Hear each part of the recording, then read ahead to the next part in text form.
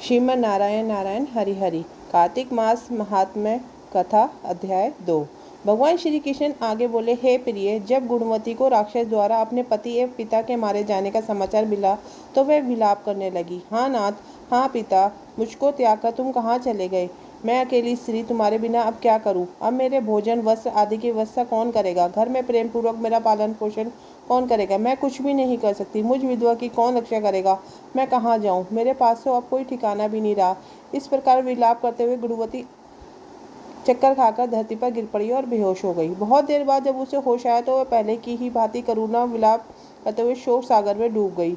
कुछ समय के पश्चात जब वह संभली तो उसे ध्यान आया कि पिता पति की मृत्यु के बाद मुझे उनकी क्रिया करनी चाहिए जिससे उनकी गति हो सके। इसलिए उसने अपने घर का सारा सामान बेच दिया और उससे प्राप्त धन से अपने पिता एवं पति का श्राद्ध आदि कर्म किया। तत्पश्चात वह उसी नगर में रहते हुए आठों पहर भगवान की विष्णु की भक्ति करने लगी।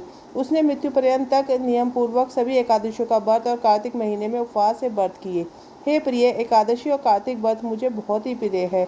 इनसे मुक्ति, भक्ति, पुत्र तथा संपत्ति प्राप्त होती है। कार्तिक मास में जब तुला राशि पर सूर्य आता है तब ब्रह्म मुहूर्त में उठकर स्नान करने व व्रत व उपवास करने वाले मनुष्य मुझे बहुत प्रिय है, क्योंकि यदि उन्होंने पाप भी किए हो तो भी स्नान व व्रत के प्रभाव से उन्हें मोक्ष प्राप्त हो जाता है। कार्तिक में स्नान, जागरण, दीपदान तथा तुलसी के पौधे की रक्षा करने वाले मनुष्य साक्षात भगवान विष्णु के समान है। कार्तिक मास में मंदिर में झाड़ू लगाने वाले, स्वस्तिक बनाने वाले तथा भगवान विष्णु की पूजा करने वाले मनुष्य जन्म मरण के चक्कर से छुटकारा पा जाते हैं। यह सुनकर गुणवती भी पतिव्रत श्रद्धापूर्वक कार्तिक का व्रत और भगवान विष्णु की पूजा करने लगी। हे प्रिय, एक बार उसे ज्वर हो गया और वह बहुत कमजोर हो गई। फिर भी वह किसी प्रकार गंगा स्नान के लिए चली गई। गंगा तक तो पहुंच गई, परंतु शीत के कारण वह बुरी तरह से काँप रही थी।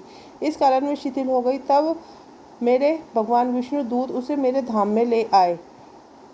तत्पश्चात ब्रह्मा आदि देवताओं की प्रार्थना कर जब मैंने कृष्ण का अवतार लिया तो मेरे गण भी अपने साथ इस धरती पर आए, तो जो इस समय यादव हैं। तुम्हारे पिता पूर्व जन्म में देव शर्मा थे, तो इस समय सत्राजित है। पूर्व जन्म में चंद्र शर्मा जो तुम्हारा पति था वह डाकू है, और हे देवी, तू ही वह गुणवती है। कार्तिक व्रत के प्रभाव के कारण ही तू मेरी अर्धांगिनी हुई है।